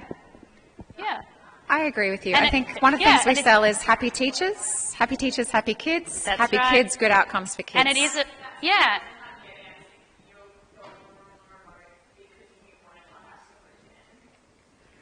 Then you're going for the wrong reasons. You're going for the wrong reasons. Yep. Yep. ¿Por qué no las dos? Yeah. I agree, yeah. Yeah. You can do both. You can. That's the beauty of the career is you can teach in so many different contexts, and you can do it in whatever order you want. It's always going to be there for you. It's all about best fit, and it's best fit for you means you're happy, means your kids are happy, means the principal's happy, means the community's happy, means the department's happy, means the department saves money. Is that right? Yeah. Yeah. Just quickly, when we do our rural service and we accrue points and we want to be placed back, say in Brisbane metropolitan area, are we then guaranteed permanency? Or do we have to, will we have to maybe have contract work or... You're accepting a permanent, when you go to a rural remote location, you're almost always going to be accepting a permanent position. So the position I accepted, I was in contract in Brisbane, the position I accepted on Mornington was a permanent position, and then that permanency stays with me no matter where I go. Yeah. Cool. So you'll already be permanent by going remote, and you just retain it. So I was permanent from day one, like from Maryborough. I was permanent the whole time, out in Emerald the whole lot, transferring to Brisbane permanent the whole time. The transfer system is only for permanent teachers. Okay, contract teachers don't opt into the transfer system. Yep. I was just wanting to clarify with the application process. Can you do the application like I want to go rural, but not like a 7A rural? Like, can I state like certain places, or once I've applied, I am then somewhat owned to do a rural placement? Like, I don't have say over that.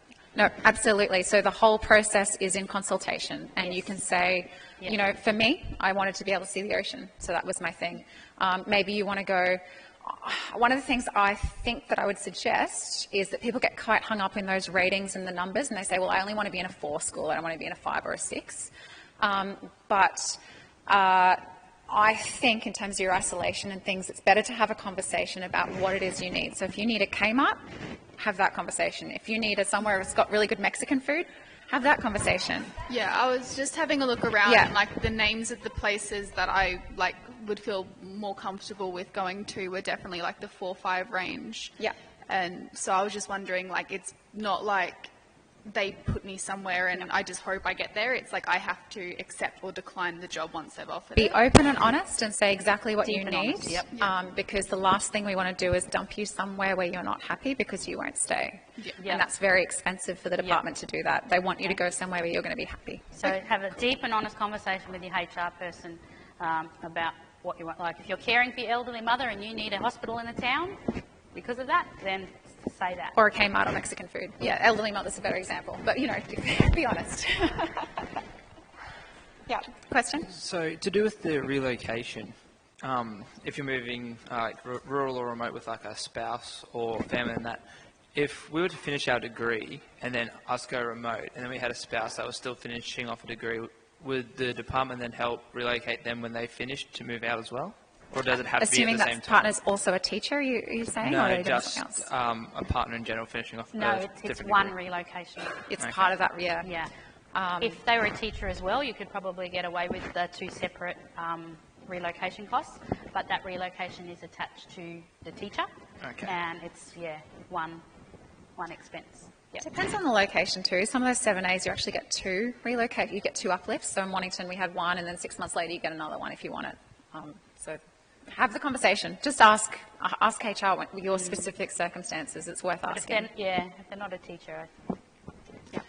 So say we graduate, we have our job, and we have a nice 3 months before we actually start. Yeah. When would they relocate you? Negotiable. Negotiable. Yep. So yep. I'll give you an example of moving here. So I got my transfer in the September, the day before September holidays. I came down September holidays, actually found somewhere that I wanted to live that was available when I wanted to do it. So I actually organised for for the movers to come in that last week of school in December, and I even got a day leave, paid leave. There's another entitlement. Day paid leave because you've got to be present when the movers come. So I had all my classroom stuff and everything packed up and at home ready to go, and then movers just came in that day. They packed up and stored it because my property wasn't available until like the first week of January or second week of January, so they actually paid for it to be stored, and I just lived out of my car with family or with friends or whatever for the holidays. Then I negotiated a time for it to be delivered. So it's really negotiable as to when you want that packed up and sent. Yeah. They do pay for storage as well for a certain period of time until you can find your residence. So just to clarify before, to make sure I heard correctly, did you say that if there was, say, like a group of us that were graduating at the same time, that we could all elect to go to the same area and then like move as a group to a remote? Depending on the amount of positions available. At Mornington, for example, I know they've got like 11 positions for next year. So if there's positions available in that location, they'd be more than happy for you to go together. Yeah, Lauren, one of our other ambassadors, her and her then boyfriend, now husband, they went as a package pair up to across applying two high school teachers together. Did you have a question here?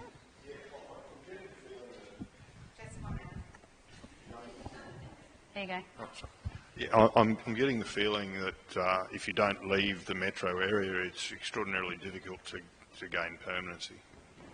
Not necessarily, as Katrina was saying, so those high demand areas, high growth areas where we've got a lot of population growth, like Ipswich, Logan, Caboolture, those kinds of areas, you can get a permanent position. Yeah. If you were looking at somewhere like Carina, that would be a little bit more challenging. Sorry, I've got Carina as an example because we went to a seminar last night and this woman was very adamant she wanted to be at that school. But if you're looking at somewhere like that and you had very specific needs, you could potentially get permanency by being on contracts there. You know, you might be on contract for 2, 3, 4 years and then they can give you a permanent position. It's possible, it happens. Yeah. It's just not the standard. But then again, there's a few brand new schools being built in that Ipswich corridor, and you could snag a permanent job straight away. So it does come down to just that supply-demand, what's vacant at the time. But the greater number of permanent jobs are not in the southeast corner. I don't really. However, there is work. Yeah, I'm not saying there isn't work. There's contract work, temporary work, supply work, oodles of work, but if people are wanting permanency, then that might take a little bit longer in the southeast corner. My wife would probably be cranky with me if I dragged her to Mount Isa. Have a conversation, see how you go. Yeah. I just wanted to quickly add on to the question about moving like with people, like say fellow graduates. Then you would still be entitled to, say, bring a partner, or like that still comes separately to each individual. They wouldn't count as the partner you're moving with. 2 uplifts, 2 moves, you're still 2 of everything. When we say 2 for 1, we don't mean we're only going to pay 1 uplift and 1 wage and things like that. No. No, it's great. And it's good. Just keep asking the questions because I think people shut themselves off and they say, I can't because. And as long as you ask the question, you'll find that often your I can't because is, we can work around it. I'm curious about, so obviously there is like department housing and things like that potentially. If there isn't that available, or if there's like millions of department teachers in a specific location and there's no housing left, what happens then? Like, does that responsibility fall on us and then like we rent a house out, or what's the go with that? So department accommodation isn't everywhere. Yeah. It's only in certain locations where it is either rural or remote, like even in some rural places, because the private accommodation, rental accommodation is quite high, there might not be any. Yeah. So the department has housing in place for the areas where there's little to no or difficult to source private accommodation, or it's like a mining town and the prices are through the roof, which was the case in Emerald. Probably not so now, different climate. It's still through the roof. However, if you're going to a town like one of those regional centres across the coast, like Mackay, Bundaberg, Rockhampton, all those places, no department accommodation because rental accommodation in those towns is plentiful. Yeah, okay. But you don't get any subsidy for that. Yeah, that wasn't going to be my next one. That's fine. I'm just wondering. If you choose to, I'll use Emerald as an example. If you choose to go to a place like Emerald, and there's departmental accommodation, and you choose not to take it and you still want to go private, you can do that too. Okay. I'm pretty sure you might be able to, you still get your locality allowance, and that is meant to help you with those sorts of costs. You won't get a rental accommodation price Yeah, on so you don't top get of an that. additional allowance, you just get your locality allowance, and that would be it, if you, because you're choosing to... Because you're choosing not to take up that accommodation. Yeah, cool. It's another thing that if it's important to you, have the conversation with HR. Yeah, yeah. And talk to the principal, the prospective principal of where you're going to go. They'll be able to tell you what it's all about and what the options are. It can be a great thing to, we didn't say this, but my rental I was with my partner, so a 2-bedroom house with the yard for the dog, and we were paying $14 a fortnight. So over the course of a year, we saved something like $27,000 compared to what we would be paying if we were living in Brisbane. So over 2 years that we were there, you know, that basically was a house deposit, just not paying rent. That didn't include the subsidies and all of that kind of location allowance. It's just that we weren't paying rent. So, yeah. And whenever they had a fight, she would complain and she would turn around and say, well, I put a roof over your house. Yeah, it comes directly out of your pay packet. So I felt like it was, you know, he could do the dishes because I was putting the roof over both our heads, right? That's good. In Emerald, I'm talking early 2000s, I was getting $66 a fortnight locality allowance, and I was paying $33 a fortnight and no electricity in rent. So,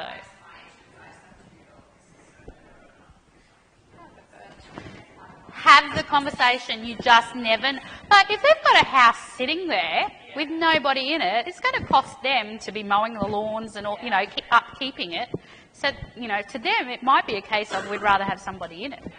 You know, so have the conversation. You just never know. I have a couple of questions. One, you haven't actually touched on. I don't know if it's a misconception, but someone was saying if you're rural for 3 years, you don't have HECS or something like that. Is that a misconception? I can answer that one. I can answer You that can? too. No? Great. So I think what you're referring to is a federal government promise relating to HECS debt for Indigenous communities. So that's possibly where that might have come from, which my understanding hasn't been put into policy yet. It was an election promise that hasn't been actioned yet, fulfilled. But the idea was, I think it was 4 years, and it was just for Indigenous communities, very remote Indigenous communities. It wasn't for rural and remote locations generally. It's also a federal initiative, my understanding was. So it's actually not linked to the Queensland Department of Education in any way. And my next question is linking to some of the areas. Like I'm from South Africa, so I don't know too much about rural Queensland and regional. And is there a place to find more information? Because, like, okay, it's cool we've got a rating system, but that means nothing to me. Like, I don't know where to even start looking. Sure. I advise people that first place you can go on Cyberstalk is the council websites. Okay, go and have a look at that. Talk to other teachers when you're on prac, see where they went, find out where that geographic location is. The reason I chose Emerald was because I had run into a few different teachers in the space of about a year that had talked about Emerald and how great it was as a teacher. These teachers didn't know each other, and they were all in Emerald at a different time, but that's how I went, you know what, that's where I'm going. And then I went out there and checked it out before I put my transfer in. But Cyberstalk the website. Google the school. Google the school. Find out where it is. Banana State School? And have a look Googled at their that one. website. There's a Have a few look at good their ones in there. Facebook page. Sorry? I've done the Googling. There's Banana State School, there's Dingo State School. There's a Oh, few yeah, of them you're like, she was oh, at the where's beginning of the that? year. She'd go, where's Banana? I want to go to Banana. I want to go to Banana, she says. So that's where you can start. Also think about, what I say is think about what it is that's important to you and what you would like to transfer over into your new life, into your new adventure. For example, for me, I am very big into speech drama, theatre, amateur theatre, that sort of thing. I have been doing it since I was yay big. And so whenever I go to a new location, one of my must-haves is they must have a amateur local theatre society. So that is one thing that I then go and join and do, and that allows me to make connection with the community. One more hot tip would be about the number of teachers in a school. particularly for your first year. I was talking to one girl recently who went to a transfer rating 4 school because she went, oh, well, that's not too bad, that's not too isolated, but it was only a 2 or 3 teacher school. For me, being on Mornington, we had 26 teachers, so we had a really strong community, and we, went out and had Game of Thrones nights and pizza nights and all that kind of stuff. Just again, with those numbers, just be cognizant of the fact that a 4 school doesn't mean that you're not going to be isolated, and a 7 school doesn't mean that you are going to be isolated. So if having, maybe you're an introvert and you don't like having people around, and a 2-3 person school is a perfect fit for you, but just ask that question too. So when should we be looking to have these conversations with HR, and how? Yeah, great question. Good question. So you can start, really, depending on when you graduate. If you graduate mid-year next year, you can start now. Early next year if you don't graduate till the end of the next year. But we know positions that are available for next year. We know positions that are available for 2021 already. Some. Those career fairs are fantastic. All the HR guys are there. You can talk to them face-to-face. But all of their phone numbers are on the website. And you can call them, and they're... I think it's saying we're wrapping up. Yeah. All the phone numbers are there. You can call them directly and have a chat. They're very friendly. They're very helpful, particularly Central Queensland, North Queensland, Far North, Darling Downs. All of those kind of outer regional places are really great at answering questions and getting the right fit. So we might play Aaron's video quickly, and then we'll say goodnight. And if anybody wants to catch us on the way out, we'll be here. We'll be here. Okay. So thanks very much. And we look forward to seeing you in Queensland State Schools. Oh, that didn't work. No. Why didn't it work? There we go. So I'm here at the university that I went to, and it's where it all started, really. So I was doing a science degree here, and I was just like, I really like this, but I need something else. I got a job in childminding at a gym, and I was like, oh, I love working with kids, so there's got to be a career that merges both together, and teaching was it for me. Got into a postgraduate course, and it was probably the best decision I made. I always thought that I'd teach rural. I found this job, geography, biology, and English. I'm like, sweet, that's what I love, I can do that. And then I get this phone call. There's a lady from HR saying, we'd like to pass on your resume to go to Cooktown. So I've got the job. It's like, let's dive deep first and let's just see what's happening in this area. And I remember the kids are kind of like a little bit protective of themselves, so that they're not ready to learn until you actually get to know them. And for some of those kids it took a couple of days, for some kids it took 6 months, and it was just every day just making sure that they knew that I was there for them, that I'd support them. What I am as a teacher today, a lot of it stems from working in that close community, seeing that everyone's working with each other to support the students of that community. When I decided to move from Cooktown, I applied for a transfer. I got Burpengary Secondary College, and it's a new school. It was only up to year 10 at the time, and said, look, you're going to be creating a geography program. Let's get them to do science in a fun way. Teaching is one of those jobs where you get to give back to the community that you're a part of, and you get to see that change. And it might not be that day in that lesson where you're just like, no, that was not what I wanted. It might be a couple of years' time, it might even be 20 years' time when you're walking down the street. Hey miss, or hey sir, I'm going to say I really enjoyed the support you provided me as a teacher. In the future, I'd hope that I'm still helping people, and I know that teaching's going to be able to allow me to do that. If they leave my classroom with the skills that they need to support them in their career or their life journey, that's what I want.